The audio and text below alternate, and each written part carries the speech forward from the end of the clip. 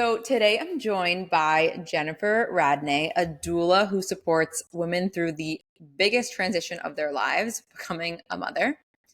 And I read this quote that I wanted to share with you the other day that was birth is not just the arrival of a child, it is the initiation of a woman into her most powerful self.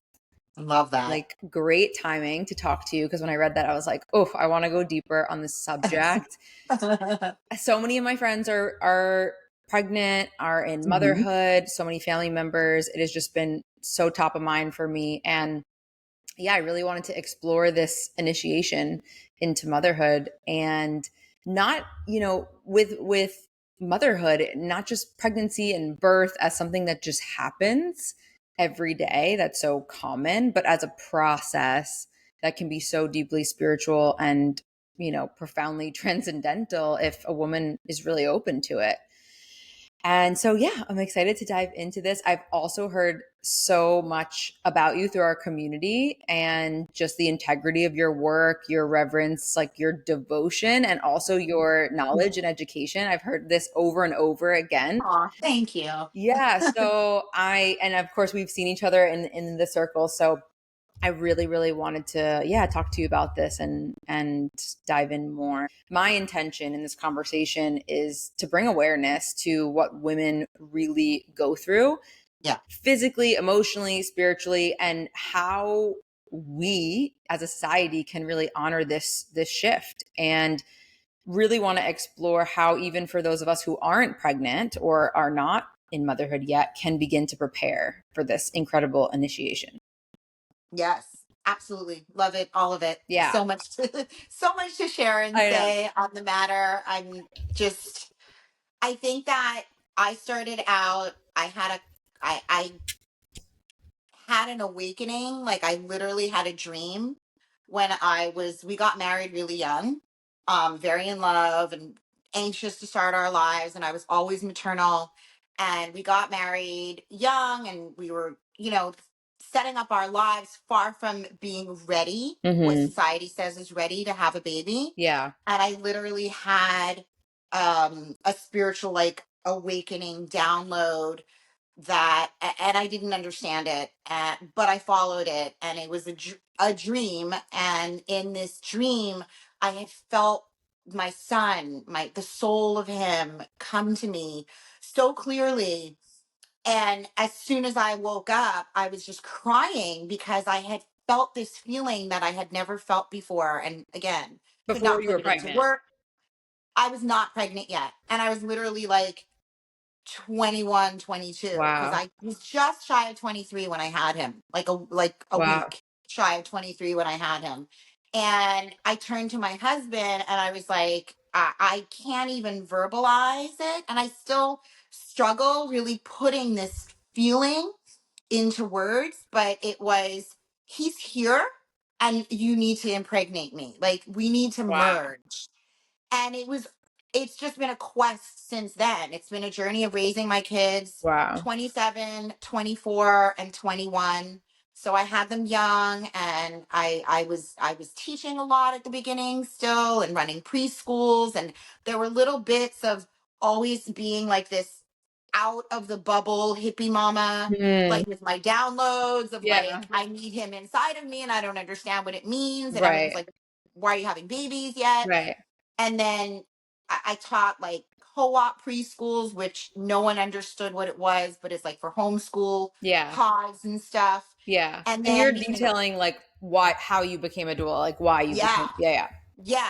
The whole journey of it was literally in my subconscious. I had all of these questions. Society was not talking about any of the experience that I had had. It talked about like epidural or no Yeah. epidural and formula feed or breastfeed and how to Right. make baby food and how to choose schools. And it was very different. There was nothing about the actual spiritual awakening that I had and the shift from maiden to motherhood. And it was not spoken about. And Yeah. I really felt like it's been 27 years since, almost 28 years since that, that I was searching Right. for what happened? Why was I having these experiences? It was basically almost 28 years of really searching for these answers of what I had gone through Yeah. and what mainstream wasn't talking about.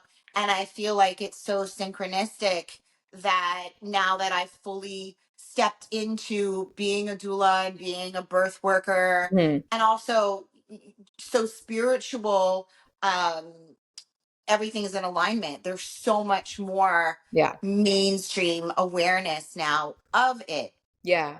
Yeah. I mean, like the world is almost like ready now for this education and this information. So that's I feel so amazing. grateful. Yeah. Okay. So for anyone who's listening who's never heard of a doula, Mhm. what exactly is a doula and what does a doula do? So, doula literally is from the Greek word meaning a woman who supports and assists other women. So, in the olden days, like my favorite book growing up was The Red Tent. And it's literally how women used to come together in community and support each other and in all of the feminine ways. So that's the origin of doula. It's specifically used in regards to birth and pregnancy. So I cover preconception, pregnancy, birth, postpartum. The way that I really prefer supporting women is through that transition, being complete. As soon as you have that calling, it's kind of like they say, as soon as you make the intention, you start the process. So I love the preconception work as well now because genuinely, as a biohacker and in the health field, I feel like there's a really big importance Yeah. in Yeah. detoxing and Prepping the body. cleaning up our lives physically, emotionally, and just really being completely ready. It's not just about conceiving, it's about the quality of your own experience and the baby itself. So a lot of the Yeah. detoxing is really important that comes into it because we want you to thrive, not just survive. And I think the old paradigm was like, oh my God, like mothers drinking wine and Yeah. martyrdom, and it's so terrible. And we're really pulling ourselves out Wow. of Yeah. that global victimhood Mm. into how do we thrive. So also from being very independent, like women being in their masculine and having to like do everything on their own, we're returning to asking for support. And that's the feminine way, and surrounding yourselves with women that can support you and who can learn from and who will guide you. Yeah. And life is just so much more enjoyable when we have girlfriends. I love that. So, I mean, so many things you said there that's just so amazing that we are like returning Yeah. to that And a remembrance. and a Oh my remembrance. God. Yeah. Such a remembrance. I love And that. when we go into this and we conceive, and like energetically there's such a different makeup within us already, there's really an opportunity to remember and to access our ancestors and to recognize that we carry the seeds within us from not just our mothers but our grandmothers in our ovaries, and that Mhm. imprint, how that intergenerationally. So even when I'm doing preconception work, it's healing on a physical level, but it's also really important Yeah. to heal intergenerationally and not So, take on what has been passed on, and how empowering that is to do the work. And that's what's the most exciting, is mhm. knowing that we're changing the future generation. Like we have so much power Thank you. as women, as mothers. Like we're raising our kids point blank. Like you're raising your kids, that is the most impactful thing on our next generation and shifting our society. Absolutely. I love everything that you just said. It's so true. Are we in America having more doulas than they do in other countries? Like, what is your perception of doulas in America um and doulas in other countries? I think that doula is the way that it's marketed right now. um is more American, Okay. where you pay for it and there's a Yeah. program and all of that concept. I think that, like, I went and I studied with the birth keepers and midwives and medicine women, it's all the same Yeah. thing. In Like there's Ecuador, no, right? In yeah, Ecuador. Ecuador, and there's no different name for it. It was an indigenous community, so it was matriarchal still, but it thrived because the men were such an integral, strong part in supporting the women and the vision. So that was really a beautiful experience. It just looks very different Right. in different countries. Yeah, Yeah, I feel like in other countries too, it's more like women have that camaraderie also, where like in Latin America, I know living there, like totally. there, it's just expected that we come together, that we're a Yeah, tribe. And I think America, we've sort yeah, of, you know, yeah, deviated. And so yeah, I love how you call it a remembrance, because I do think that we are remembering our ancestors in coming back into valuing that yeah. ecosystem. I don't think it's something, I mean, I'm very privileged that I'm not doing it to survive, Yeah. like monetarily, Yeah. also. I don't think that it's authentically something, it's really truly a calling to Yeah. be of service. Yeah. I do charge because I know my value, Totally. because I've educated myself, because I am more on the mature side and have a certain amount of education. So I think the price points when you're looking at doulas is based on that. Yeah. Um, and reflects that, but at the same time I love that it's a genuine calling, it's a Yeah. genuine being of service to Yeah. other women. Absolutely. Let's talk about the initiation. So I've never, Mhm. until I came into the more like spiritual spaces, have heard it called an initiation before entering motherhood. It's just like, yeah, you're a mom, you have kids, like, and that's Yeah. it. So from your perspective, why is it such a profound initiation to go from maiden to motherhood? So we definitely go through different stages, and it's recognizing that we all go through different stages. Women, particularly, go through many different stages in their lives. It's reflecting how we're cyclical. So, on a monthly basis, we're so cyclical. We go through so many hormonal changes, and there's so much growth, and this is just another huge stage in our lives that requires a complete shift. We go from young adult trying to find our identity, um and figure out who we are, thinking about ourselves, Hmm. and then being a mother. That maternal instinct is in the wild to do everything to protect this baby and to survive. And that's a really, really profound hormonal shift. So just coming off of thinking like hormonally what we're going through, everything is changing in your body. And as well, energetically, if you know about energetically, when you conceive, there's a spark of light, the spark of creation that's energetically happening within your body. And I my own theory from being in this for so long is it's from the crown of your head that you have this moment of enlightenment where everything merges and those cells are created and conception, and then the energy and the soul of the baby moves through. So, like, the first trimester are these chakras, the second trimester are these chakras, and the third trimester are the lower chakras. So, we're very in our head, then we're very in our heart, then we're very in our womb, our identity. And it's really 10 months of this transcendental shift. So, there is something that immediately happens with an awakening, which, again, back to what I was explaining at the beginning, was what I had experienced but didn't understand. And what's really beautiful is that I'll speak to my families and my mothers. I also have this like crazy gift now that I can know when a woman's pregnant or not pregnant. Um and it's because I can sense the spirit of the baby, I guess, essentially.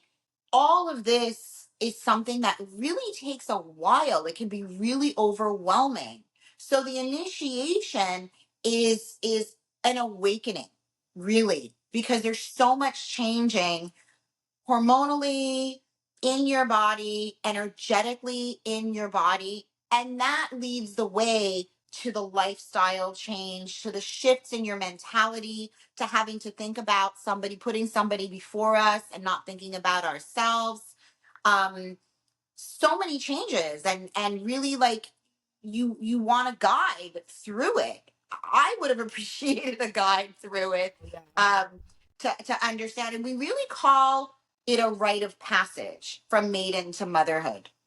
Wow. Yeah. I mean, it's like it's so fascinating to hear you talk about it and just like to prepare for it. Again, I feel so blessed that like I'm having this conversation before I'm even going through that process and watching other people have access to doulas and have these conversations, talking with Catalina and Shannon and like in their conversations with you, it's like they're just like, this is incredible that this exists. I think it's definitely, it's exciting because now there's more about how empowering it is. Of course, like everything, we've just been normalized and desensitized, and it's really, I'm there like, oh my God, this is, and I genuinely feel like this is the most incredible thing. Every single time I get to witness birth, it is my drug, because energetically you go into such an amazing transcendental state, and energetically everything happening, the sky and the angels are just present, and the sky opens up, and it's just, it blows my mind that we can normalize something so miraculous as to, like, literally a child comes out. Like, you might as well like drop it from a UFO every time. I literally think of that. You know, like that image that we think of aliens, and it's like a UFO and then there's like a beam of light. Like, that's literally what I see. Like, this Yeah. is like, here's the spacecraft and here's the beam of light, and then it passes through your whole system, and it's kundalini energetic awakening, and you open and you roar, and all of a sudden this It's creature in, pops out of it's you. insane. It's it's like an ayahuasca ceremony on steroids. It totally is. I It's so, so parallel to this whole now understanding. And I am grateful for plant medicine, Yeah. but I feel like it is because of this trend and this awareness of plant medicine and transcendental states, and getting out of our heads and into our bodies and understanding the matrix of the universe. Yes. That's meant for us to have. That's the gateway, but the goal is for us to shift as women so that we can educate the next generation with being conscious, aware parents. Yeah. Wow. So many things. I mean, I'm very existential, obviously, is what led me to create Conscious Concierge. But um I always think about that. I'm like, the fact that you two got together and did your thing and then created a human that's living in your body. And then one day it's just you're growing like extra organs and space for the baby. And then it just comes out and then you just go back to work and go on with your life. Oh, just, yeah, maternity leave was great. It's like, what? Bullshit. We should be throwing you a party. We should be kissing your feet. We should be like, I love how you articulated that. Something so miraculous can be so normalized is crazy. Yeah. I think it's like a big thing that I always go back to is it common or normal, you know? And how desensitized we get within that. So definitely I really look at every woman with wonder, and I want to go like really deep into what's your experience. And I think also because I've been doing it now for about 10 years. I personally, with each one, do take it as its ceremony. Like, life is the ceremony, and the biggest initiation and the biggest ceremony that we can go through is childbirth. And for me to be part of that, just like there would be a medicine woman facilitating some ceremony for you, part of your responsibility is to learn from that and grow, and that's where that maturity and the wise woman comes from. Yeah. So for me, it's about learning each time, and going into deep prayer and recognizing what happened and integrating. Yeah. So for me, postpartum's not just about the yoni steams and the foods that I make and massaging you and teaching you how to breastfeed and, you know, helping you through all of that. It's really about sitting there very much also and integrating what just happened. Yeah. Without the integration, we're missing the opportunity for so much growth and learning. And that to me is still part of the rite of passage from maiden into motherhood. And what I love, and I'm so grateful that I get to have these experiences with women. I love this. I can't wait to have you as my doula. And because we're not so far away. But I do feel like, I have been observing, like it almost seems like, I have the spiritual community friends, but the friends that aren't, it seems like they're just surviving. They're like in New York and in New Jersey, even here in Florida, like it's like they're working, they're trying to get back, they're trying to figure everything out. And some people just seem so stressed and seem so like I hope this process speeds up. And I feel like, yeah, this conversation brings us back to the remembrance of, how beautiful this process is. But I love the way you talk about integration. I'm a huge proponent of integration in terms of plant medicine. So I love that you bring it up of like what just happened. Like, let's integrate that, because so often they're probably just trying to survive and get back to what used to be, and bringing in this new life. You But can't go it back though. right, You can't go back to who you were. You right, can't go back. Like you don't pop up the kid and the kid just like floats away. right, You have a whole new, and I think that that's a lot of what women have been going through, and the yeah, rise in women and the remembrance yes, is a return. The rise in the divine feminine is quite literally us remembering and being able to step more into our feminine side. And again, back to the initial question of the initiation, it really is an initiation for us to step deeper into our womanhood, our femininity. All of those are tied into motherhood. So, in trying to say, I'm going to conceive, I'm going to go through a pregnancy, I'm going to roar this baby out, and then I'm going to go back to work, you've just stepped into the most feminine stage of your life. And yes, we all have feminine and masculine, and we might be capable of working 9 to 5, but there's definitely a surge now of, but I don't want to. yeah. I want to be home with my babies. I want to embody femininity and cook and do. And that requires the masculine to hold that space to us, allow us to. So that's a whole thing. I was Like gonna ask your when opinion you're on, yeah, explaining that, I'm thinking that's a very masculine place to be. And I think that in our, witnessing it myself because I have a daughter who's 24 years old and I'm seeing her and she's got out of college and she got a corporate job and she's working 9 to 5 and she's completely unfulfilled, but she's feeling powerful. She's hmm living in Brickell and, living the life. I know you get it because you're, doing the same thing, but a little bit past the stage that she's in where she's like, this is just not fulfilling. I've been, Like yeah. she's already baking sourdough bread on the weekends. you No, know. I totally get Uh, it. Yeah, so I think that there's a lot of that as well when you're coming from that uber masculine.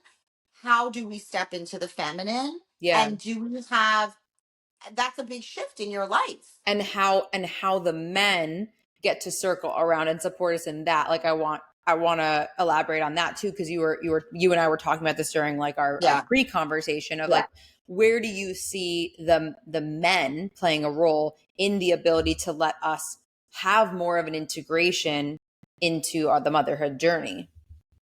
I think that with us coming from having to be in survival and having to tap into more of our masculine and do everything on our own, a lot of it became male bashing and a lot of it Yes. became like men don't know how to father, Horrible. men don't know how to provide, they're not good enough. And just having a really hyper awareness of it takes us to also be the divine counterpart and what is our responsibility women hold the charge in the home and hold the energy, and we're more magical and we're more mystical. Hmm. And it's really um us supporting the men so they can be in their masculine as well. So if we're too much in our masculine, then they're biting heads like this, because they're meant to be in their masculine. They're meant to be the providers and the protectors. And you're meant to be, the female counterpart, and you're the Yeah.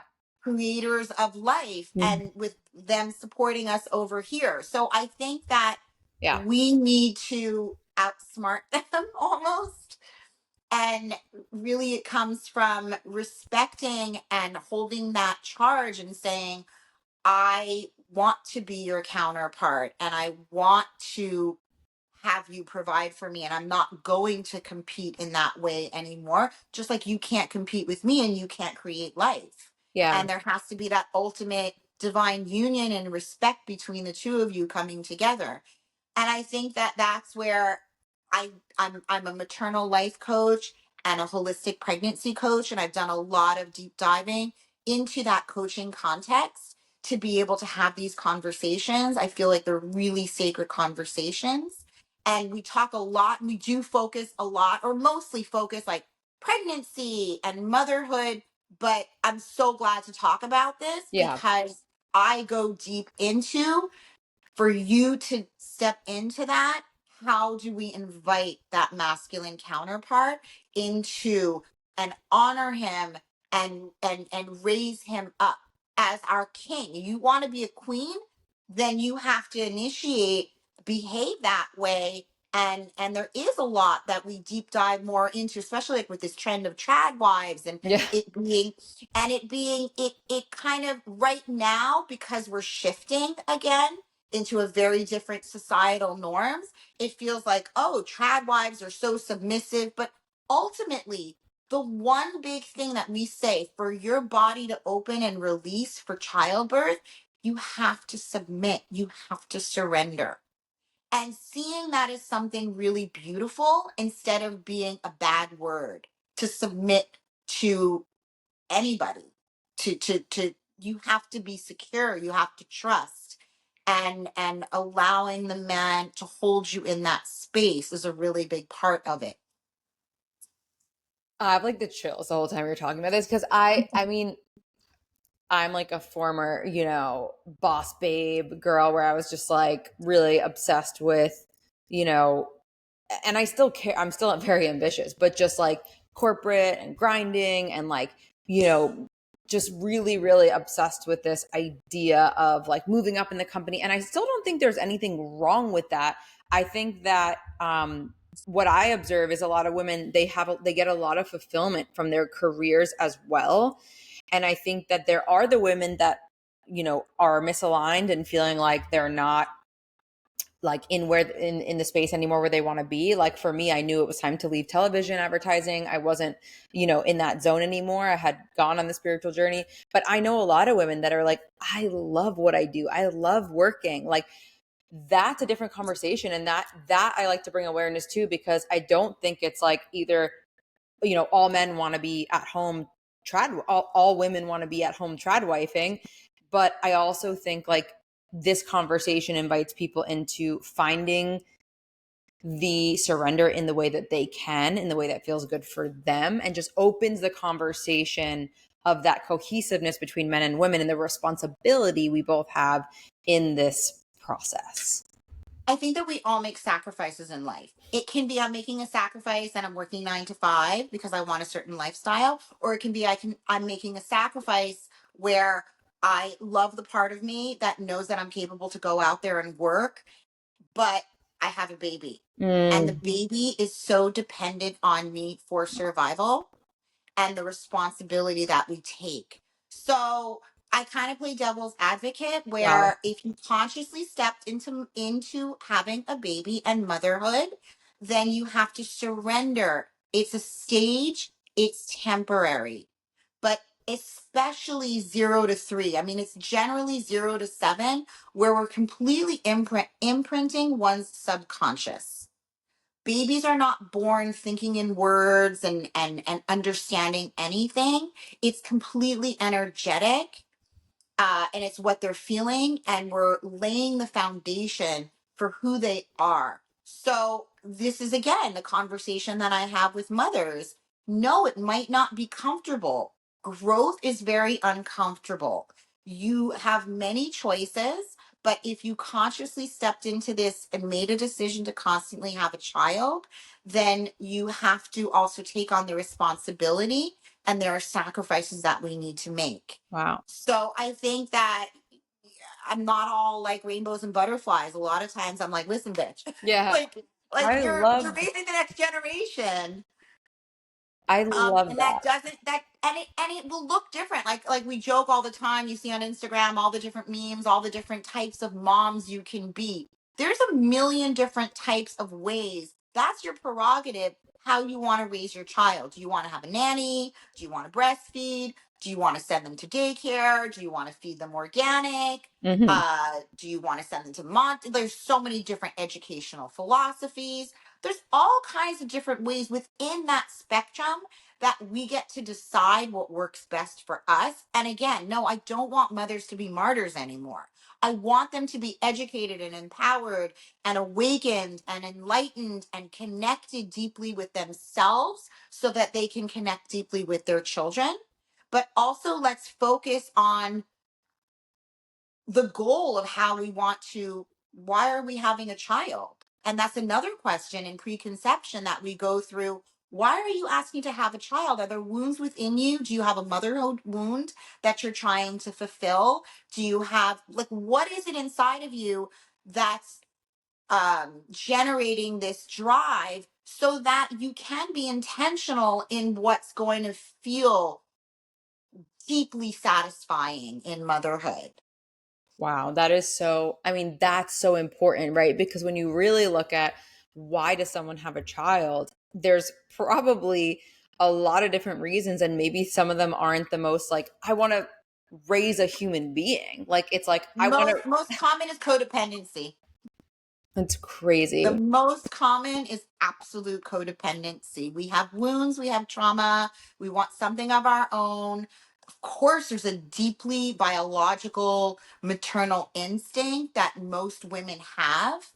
Um, but I feel like having raised my children, stayed home, given the opportunity, clearly I had more to do in this lifetime than just stay home, have my children. Totally. And I feel like there are those women that completely just, that is their whole identity.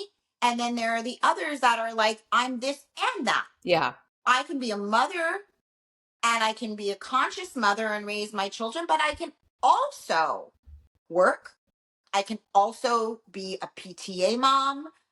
There's so much, like there's infinite possibilities of what we do. So, we're not, reframing it that we're not stepping away from that whole identity and that career. We're adding on, we're Mm, becoming more. Instead of just, I'm putting that aside and I'm saying goodbye to who I am. Hell no. You're now going to be the women that have come from careers like, I laugh. I had one of my like, she's just, I mean, I love all my moms, but this one in particular that I'm thinking of, she was a lawyer. And then she got burnt out and she met the right man. And her pregnancy was like folders like this. I was like, can I buy from you the folder that you have prepared? Because she was so OCD, overly researched everything because she came from that very, a lawyer, what had yeah. gotten her through to get to that point. So she integrated that into what motherhood looked like and what that stage looked like for her. Yeah. And she's absolutely thriving in motherhood because all of the skills that she had learned has now been used in motherhood. I love that. And I she continues to add on and she continues to grow from there. I love that you touched on sacrifices because, and especially sacrificing lifestyle. So, this has come up for me a lot. Stepping into Conscious Concierge, which is like my current baby. I left my big corporate career in New York and the salary, and it was a huge sacrifice. And I Mm. have sacrificed the lifestyle that I had when we were both bringing in that New York City salary. Now, I can only imagine being, confronted with the same question when it's a child. And I've already been thinking about this, and I'm so glad I went through this process where I was like, do I really need what I think I need? Or do I really want to be in my passions, my purpose, and my gift? And I know that it's prepping me for that stage for motherhood. But I Yeah. think that you touched on, I think a lot of women are navigating that and maybe don't even realize that they are navigating that. Of like, is there a world in which I could reconsider my lifestyle temporarily if it would really benefit my home, my family, and my child? But I know it's a challenging exploration and a Yeah. challenging question. No, and I love that you bring it up because that's actually a big part of my own personal program that I put together with working with couples is inviting in the husband, not just working with the woman and working with the mother, but working with the couples in general because it's a peak life moment for both of you. Both of you have created this child. So let's sit down and let's consciously talk about it. One of the first things that I do when I sit down with couples is talk about a realistic baby budget. What is this going to cost you? So there are elements to my program that are going to be very feminine and very ethereal and Mhm. magical and out there and all of that, yada yada. But it's also very in my masculine, also inviting you to sit down, make lists, have these conversations, call your insurance, just all of these more tangible things, and one of that is let's put together a really honest baby budget. I love that. But what I do is I invite them to have this conversation without having to then ask constantly of their husband or their partner permission to spend money. And I think that that's one of the big things that's really difficult is your money, your budget is your budget. But then for a woman to go from being in her power and having to say, hey, can I buy this that I want for the baby can feel really disempowering. Yeah. So having these conversations where it's like, I know what our budget is. And do you just trust me to make these decisions? I trust you to make certain decisions and you trust me to make certain decisions, but not without communication. We've communicated about it. But one of the big things, like I go sometimes for postpartum and we're so hormonal, and she's just like, I'm not making any money anymore and I need all of these things for the baby. And it just feels really overwhelming to have to ask permission from somebody else. Yeah. But at the same time, it is a really big part of that shift of what we're going through to be in this next stage because we're going from hyper independence to truly being in union with someone else. And we want to be in union. We want to continue having these conversations with our partner because it can feel very alienating also. It can feel like motherhood and mothers and I'm breastfeeding and I'm the only one that knows how to take care of this baby and he just goes off and he provides and he protects and we're shutting him out.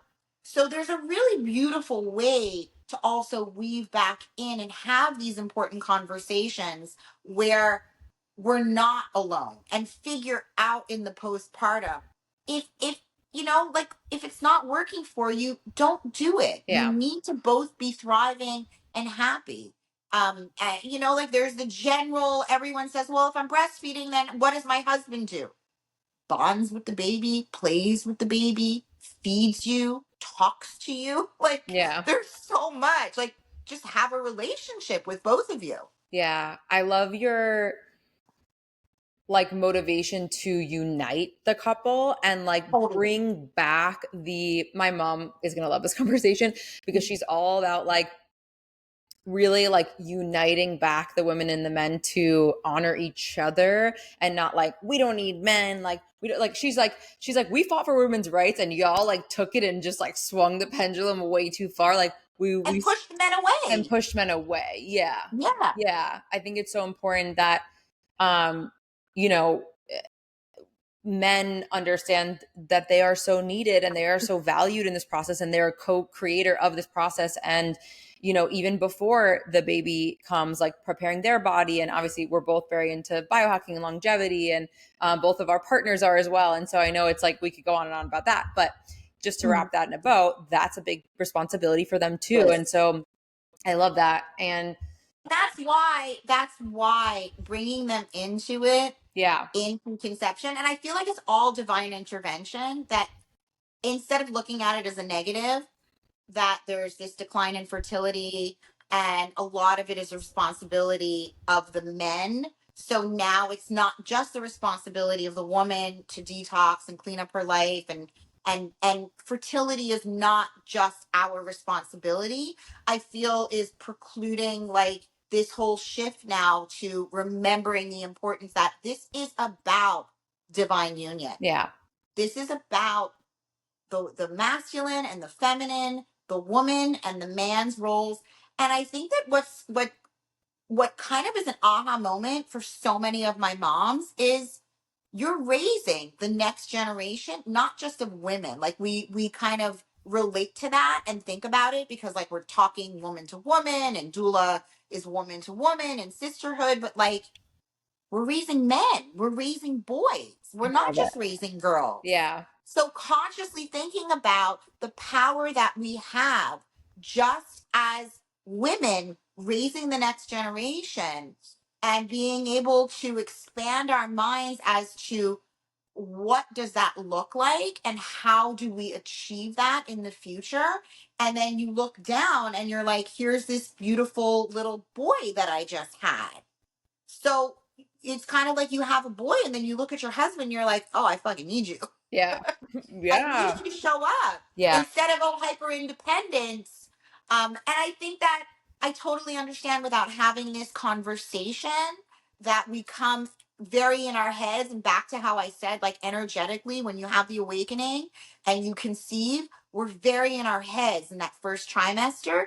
But as soon as that soul reaches your heart and you start feeling the integration that I am not alone anymore, and this is in my belly and I'm feeling these flutters and it becomes real, we drop into a different heart space. And then the third trimester is really shifting our identity. Mm, So, my message to women that are very in their heads and are very like, it will happen. Trust the process, trust the initiation and that passage into motherhood, and allow it to overcome you. And it's 10 months. You're not all of a sudden going to snap into it.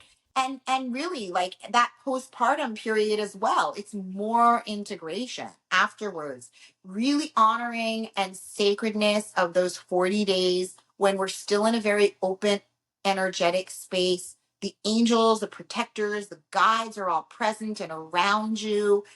You're going into different states of consciousness still. So much shifting within our body hormonally. I think that it's just trusting that we have been created in perfection hmm. and allowing that magic to happen. And the missing piece has been the consciously um, processing of it Yeah. instead of it just being disconnected from our bodies. And that leads us very much into, you know, how we give birth and the importance of That's my next why we point. want to give birth connected and not desensitizing ourselves, not disconnecting ourselves from what's happening to us, but rather feeling the power that comes from just not disconnecting from it. Totally. And I was just about to segue into that. So perfect timing, because I really want to talk about your opinion on the different types of birth settings: hospital, home Mhm. birth, birthing Yep. center, like what, a woman who wants to start thinking about this process more consciously, like might consider when choosing.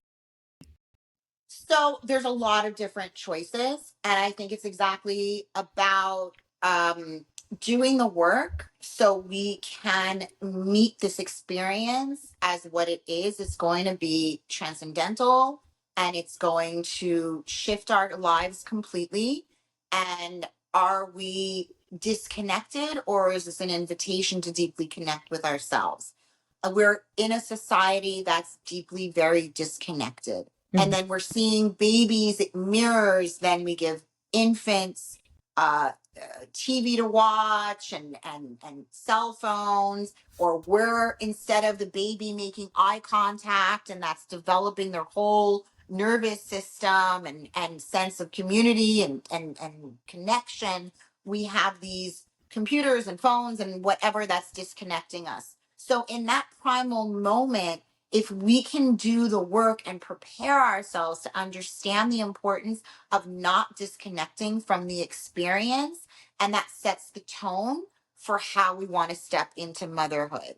When you say So it's disconnected, is it you're saying to yourself. like An epidural taking an completely epidural? disconnect. So when you take an epidural, and please, I don't want anyone to misunderstand that I'm saying this with any judgment. I, even with my third, had an epidural. I'm not judging anybody. I'm meeting women exactly where they are, but that's where it comes into me knowing that I have to dive deeper into educating women in doing the work preconception. And Mhm. when we say detoxing, it's not just physically, but maybe it's detoxing from social media, or just shifting our awareness Yeah. to what is causing me to feel disconnected, and invitation rather to how can we more deeply connect. So I teach meditation, I teach prenatal yoga, I teach breath work. All of these are modalities that are out there for us to connect with ourselves. So, meeting you where you're at and taking these 10 months, you have that crown open and you have an awakening and an awareness shift, taking those 10 months to start learning how to more and more and more. So, up here, here, and then down here. By the time we get to the baby pushing imminently and feeling this pressure and feeling this shift in our identity, we want to connect and deepen that feeling and not disconnect from that feeling. So, like physically, I'm holding you in wall squats and feeling that deepening, not just so that we can physically open our body, but so that we can embrace the confrontational feelings, but empowering you, feeling that it's powerfulness in your body. And that's truly what the empowered mothers come from, and from going through the experience. So it's a lot like plant medicine again, where you get the benefit from having done the work, right? So, do we want to continue being disconnected to the experience and to the sensations, or can we turn that feeling into power Mm. and learning and that whole trajectory of how you mother afterwards when you've gone through that experience? And I will say, the majority of first time moms, that's the hardest initiation, and it can be the most confrontational. And I want to remind everybody that it is a process. There's no failure. Everything that happens is a karmic contract and meant to be for your learning. Mhm. So whether it's a home birth that transferred to hospital, whether you were dead set on not getting the epidural and you just decided that you hit your wall of resistance and you absolutely needed it because you were exhausted, these are all beautiful parts of it and what we learn from the experience and part of becoming. It doesn't just happen Yeah. like that. So, right now there's a lot more of an awareness of the benefits of having what would be like called a natural birth. Yeah. That can happen in the hospital. We talk about, where do you feel safe? Yeah, let's talk So about that. Like when someone's someone making the feel, decision, how yeah, yeah. sometimes we feel safe in the hospital. Yeah. Maybe your husband can't get past it Yeah. and he only feels safe with you being in the hospital. Right. That's something that's really important that you need to respect. Yeah. Again, it's about both of you coming together. Um, and what I see is, a lot of times it's that second or third time around that now, after we've gone through the experience and we've learned so much from the experience, and sometimes it might be because it wasn't what you anticipated or what you thought, or it was harder, because it is hard. It's then from integrating and learning from that first experience that we truly step into our power, and we can really drop in and not push it away and disconnect from it. With that said, you're having this experience, whether you're at home, whether you're in the car, whether you're in a birth center, whether you're in a hospital. My job through labor is creating a safe environment, is allowing you this protective bubble around you so that you can drop in. And I use a lot of different tools. And what I love the most is the women that are not generally coming from this more awakened, um spiritual side. There's such a spirituality and there's such a change that's happening within you that you can't deny it. Yeah. Once you're in it, you're like, oh wow, I wasn't expecting. Hmm. So it's really individual. Yeah. Whether I think a lot also of the trends to be like the hospital is bad Yeah. and you have to have the baby at home. First of all, women are competitive, and this is the ultimate competition, and this is something that we Mm. don't talk about enough. Wow. Like, we have to drop the competition, but at the same time understand that it's our own ego, and sometimes the ego is not a bad thing. It keeps you becoming a better mother because we're in our ego and we're being Right. competitive. But then there's the downside where it's like no one's giving you an award for having the baby at home and water. Right. This is so important. I love that this is your take, actually, because I love that you said it's not that the hospital's necessarily bad. It's like, where do you feel safe? And then how can we bring as much, of the ancestral or like natural ways to the hospital if need be? Absolutely. I love Yeah. that. Well, we're going in, you go into altered states of consciousness. When you're in labor and you're not medicated and you're not disconnected from the normal stages of it, because physically it's so rigorous and the feelings are so overwhelming.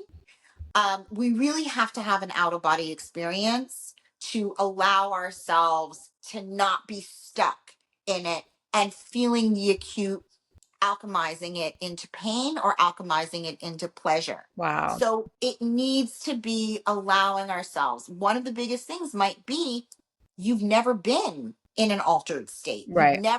You're not spiritual and you've never done plant medicine. So then you come to me and you're like, look, I'm feeling maternal and society's telling me that I don't want an epidural. So how do I do that? Well, it's not just making a decision to not want an epidural. It's connecting to your body. And like I said, this awareness and this awakening that happens energetically when we conceive, women are, they talk about like the pregnancy brain and they get really spacey.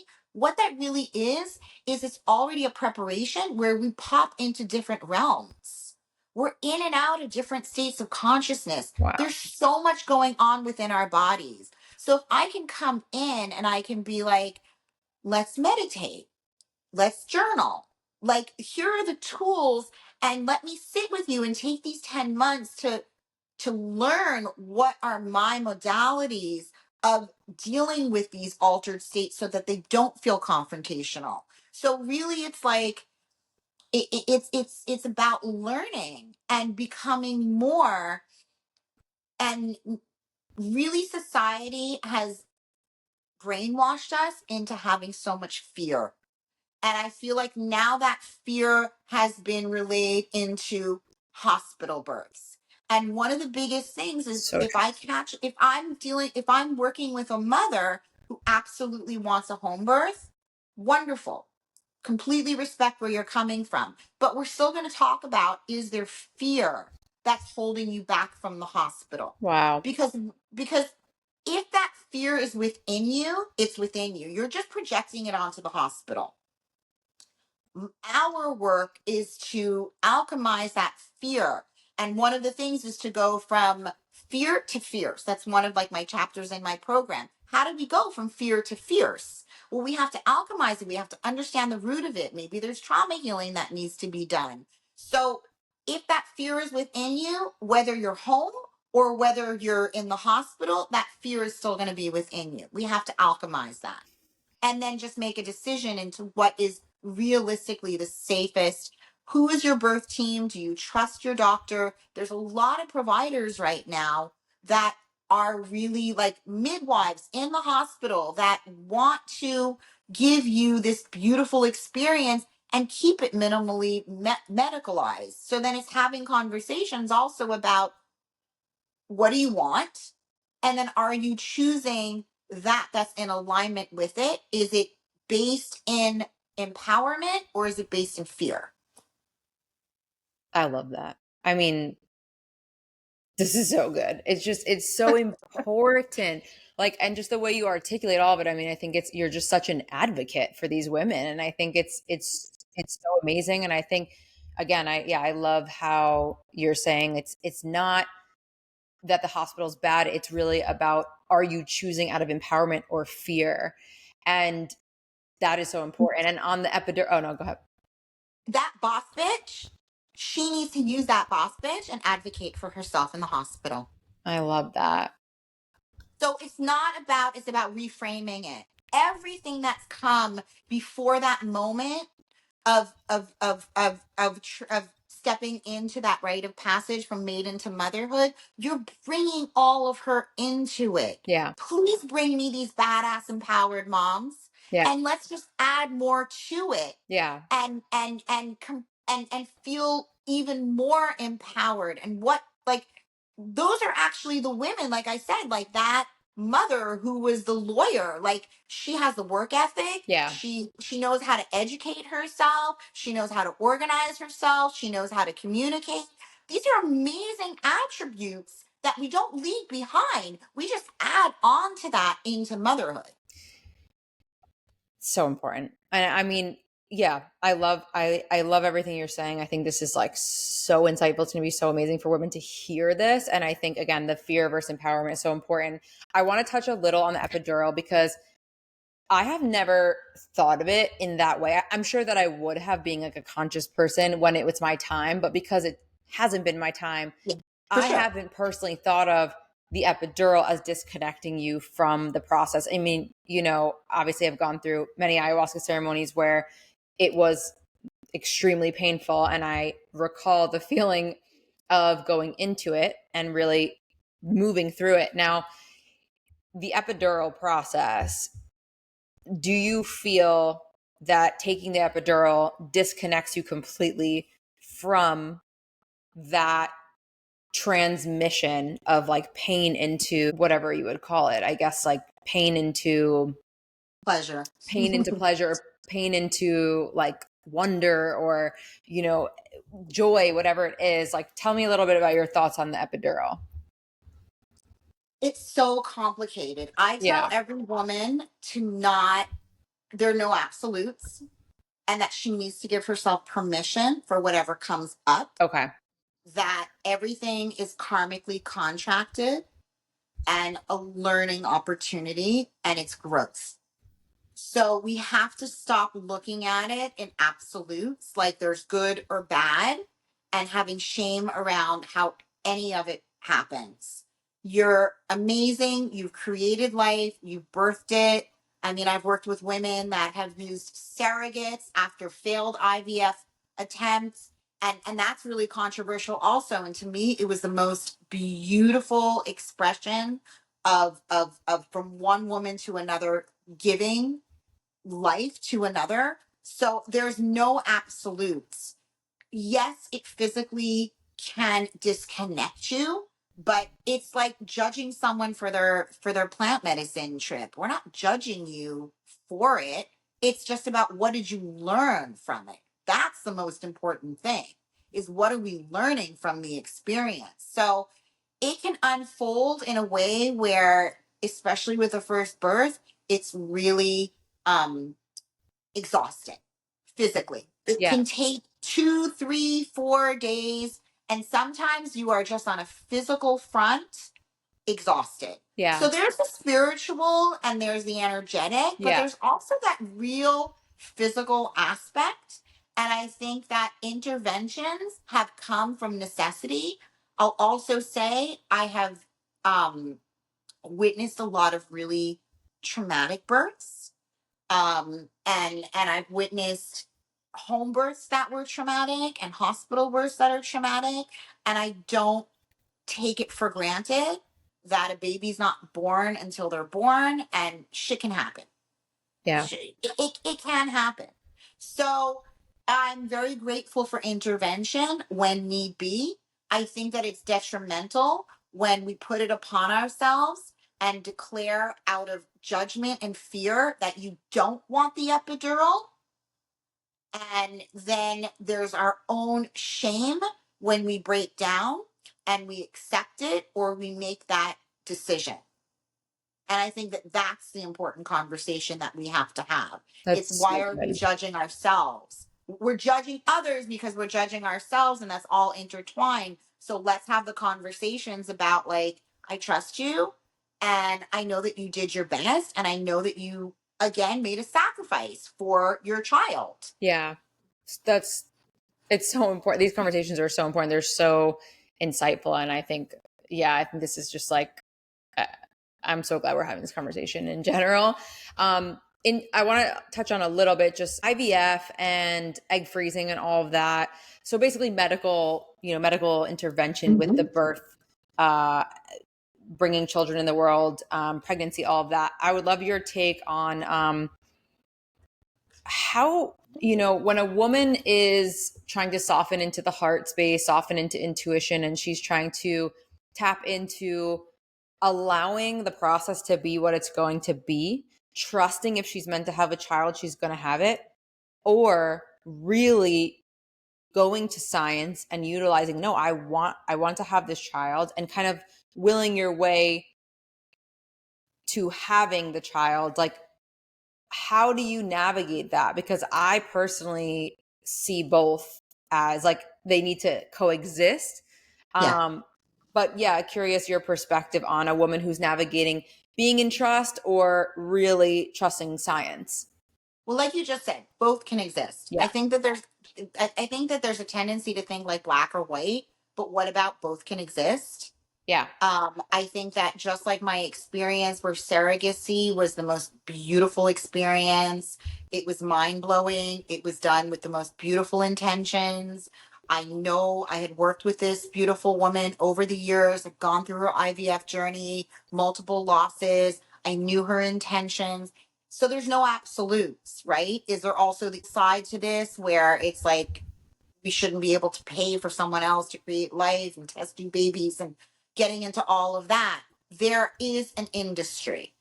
Hmm. So it's understanding that just there's good and bad to everything. And there's an industry. So when it's overused and the motivation is fear based or monetary, then we're in our negative side.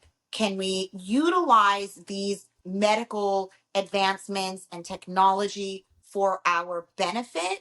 Yes, absolutely. So it goes back to intention, it goes back to education, it goes back to um, discerning who am I doing this with? Do I really trust this IVF clinic?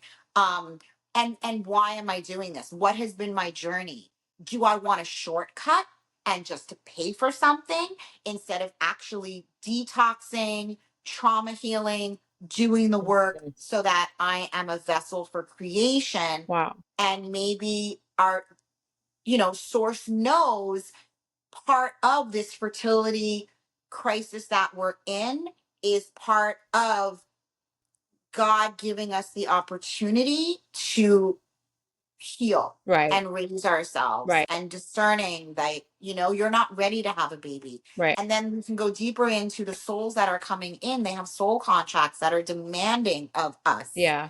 to be that highest version of Right. ourselves before we conceive. Right. And then there's of course the women. I have friends, like, they have done so much work on the cleaning out the body and healing the trauma and going, healing the ancestral lineage. And I'm sure that there's cases where it's like, okay, I've tried, I've done all of that. I'm Yeah, also gonna I really honor both you of can have that. both. I think that's so important though. Like,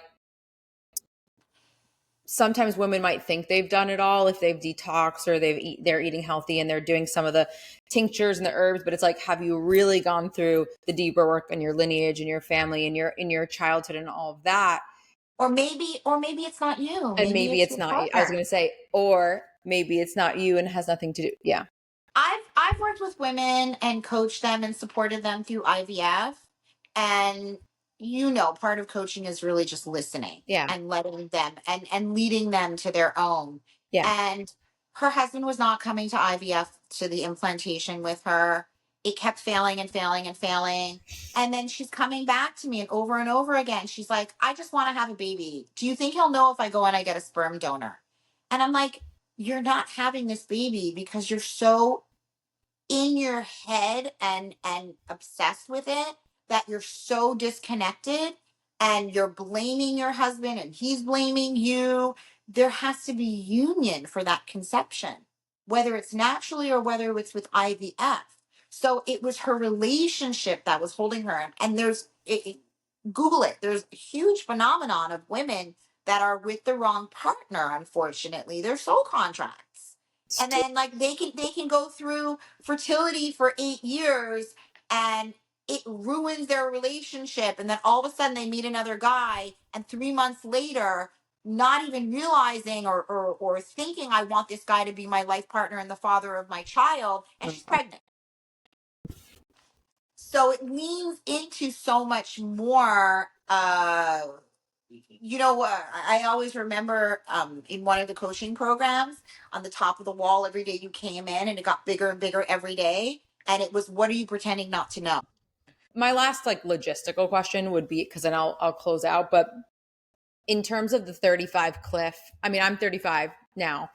So I'm having a conversation. They've been telling me to freeze my eggs for years. I wasn't open to it originally because of exactly what you said. I was in fear, in judgment, like, oh, I'm holistic, I'm conscious. Now that I've done that work around, like, okay, I was making that choice out of fear. I would consider freezing. I am considering it in an empowered way. What is your honest opinion of the medical system saying 35 is a fertility cliff and we need to be really cognizant of that and freeze before 35? I think there's so much that needs to be upgraded, just like we're going through this big awareness now of what menopause is and this re education. And part of that is recognizing that we haven't been doing studies on women, they need to be updated. I think that it's very much like that. Okay. Men came in, doctors came in many, many years ago, and they said, this is it, this is what we say, this is the cutoff.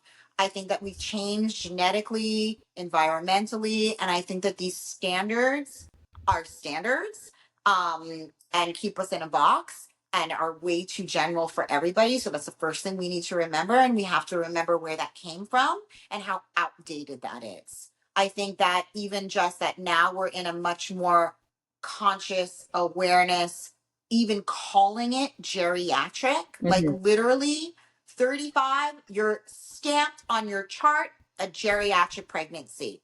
I just turned 50. 35 is young. Thank You you. know what I mean? Like, I wish I could go back. You're calling 35 geriatric. So I think that those standards need to be updated. And I think that words are very powerful and intention is very powerful. So I think that those are the questions that we need to ask. Are we listening to that? Are we allowing ourselves to be labeled as geriatric at 35? If you accept that um, label, then that's what will be. Mm, Just like if you set the intention and you're already setting the intention that I need to freeze my eggs because there's a possibility that I'm going to need it, then that is what will be. mm. Do you agree? Do you encourage people to freeze their eggs or not so much? I think it's a big industry. Yeah, it I is. think it's a very big industry. I think that it's just been completely sensationalized, and I think that it's fear based. And you have to ask yourself, is that true for me? Is there work that I can do to overcome that fear, and to dig deeper into that and to trust what is meant for me? My experiences in the 10 years of being a birth keeper is every single time I take my ego out of it that it is complete karmic contracts, and what is meant to be for your soul journey in this living, breathing human experience is what will be. And we think that we can circumvent it, and out of ego, we think that we can control things, but we can't. They're all just lessons we're meant to learn and Yeah. a life that we're meant to live. Wow. This was just, I always leave every conversation feeling like this one was just so good, but this one was really just so good. You're so knowledgeable. You just have like this like real like zest about you that I personally really like. And I just feel, yeah, I feel your passion and your real like advocacy for women. So what is one thing to leave us with in terms of what would you say if someone is listening and about to give birth? What is one thing you want her to remember in the moment? Enjoy it. We have so much fear around it. It is the biggest miracle. It's the biggest opportunity for a transcendental experience. Trust the universe that you're going to learn what you're meant to learn and that you're going to grow from it. And there's so much beauty in surrendering. And when you reach that other side, none of it will matter because you're just going to be broken open to so much love. And the love that you experience and the connection and the meaningfulness that we experience, once you're on the other side, you look back and you're like, fucking break me open. I don't care. Because that breaking me open, that crack is where that light will enter. Hmm. And it's just it's such a love that there's nothing else that compares to it. Yeah. Wow. And okay, for women who are not yet mothers, Yes. might want to be one day, how can they prepare for this transition emotionally, physically, spiritually? Girl, we need like 3 hours on that. I think we've covered it, to be honest, like dropping Yeah. into the heart, like, Yeah. okay. There's calling in the spirit, there's detoxing our bodies, Yeah. there's trauma healing, there's a lot of that is a beautiful initiation and invitation Mm-hmm. for us to do at the same time without judgment. If you get pregnant and you're blessed with it, then maybe it's the opposite. Maybe all of that healing will come from whatever the experience of childbirth is, and whatever that experience of new motherhood is on the other side, on the other stage. There's never a time limit to our growth and our healing. It's a continuous process throughout our lives. Have the baby. I like this has been so helpful, even just to me. And I know to so many women who are, again, not having children yet and want to someday, and women that are going through it. So thank you so much for sharing this wisdom with us today. How can people connect with you and learn more about your work? Thank you so much. It was my pleasure. Thanks for the invitation. It's Birth of a Goddess. So website Birth of a Goddess. All social media is Birth of a Goddess. Amazing. And as always, for anyone who is wanting to figure out what is next or best for them in their mental health journey, physical health, spiritual health, emotional health, Conscious Concierge, you can find me at www.yourconsciousconcierge.com, Instagram at Your Conscious Concierge, TikTok, Conscious Concierge, and then obviously Conscious Conversations, which is the podcast that we just filmed on YouTube, and just launched my new community, Her Conscious Collective, women coming together to talk about these things that matter in a conscious way, ambitious women, driven women, spiritual women, soulful women, all the things on School. You can reach out to me and we'll chat. Awesome.